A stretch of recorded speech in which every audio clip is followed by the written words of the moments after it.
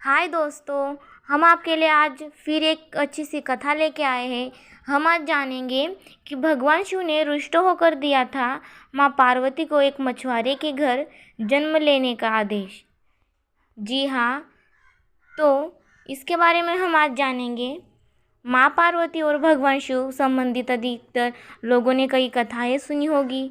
माँ पार्वती की कठोर तपस्या से लेकर श्री गणेश जी की जन्म तक। लेकिन एक ऐसी भी कथा है जिसमें माँ पार्वती को खुद भगवान शिव ने ही क्रोधित होके एक श्राप दिया था, जिसका कारण उन्हें पृथ्वीलोक में एक मछुआरे के घर अपना जीवन बिताना पड़ गया। जानिए है पौराणिक कथा। एक बार भगवान शिव माँ पार्वती को सृष्टि के बारे में बता रहे थे। माँ पार्वती भी उन्हें ध्यानमग्न होकर सुन रही थी। माँ पार्वती सृष्टि के रहस्य को सुनते समय कहीं खो गई थी।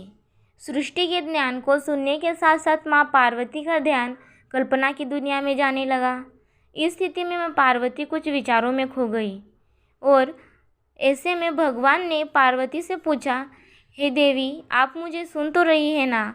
आपका ध्यान कहाँ है? लेकिन माँ पार्वती अपने विचारों में खोई हुई थी और उन्होंने भगवान शिव को उनके सवाल का कोई जवाब नहीं दिया। फिर माँ पार्वती सामान्य हो गई और बोली, हे प्रभु, ज्योतिष पंडित जगन्नाथ गुरु जी ने बताया था कि इसके तुरंत बाद ही भगवान शिव ने पार्वती से कहा कि आपने ब्रह्मज्ञान की अवहेलना की है। वे कहते हैं कि शिक्षित होने के नाते आपका ध्यान भंग नहीं होना चाहिए था। अशिक्षित होने पर ही आपको इसका मूल्य पता चलेगा।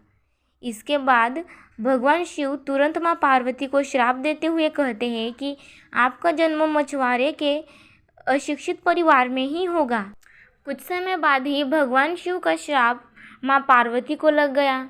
दरअसल किसी कारणवश माँ पार्वती को मछुआरों के गांव में जाना पड़ा। गांव के मुखिया का कोई संतान नहीं था।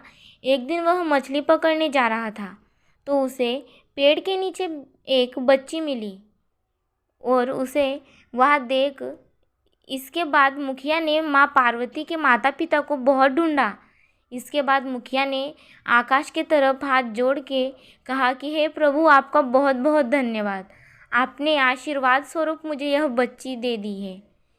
मैं इसका पालन पोषण पिता के भांति करूँगा। यह कहकर वह माँ पार्वती को लेकर चला गया। इस तरह से वह मछुआरन बनी।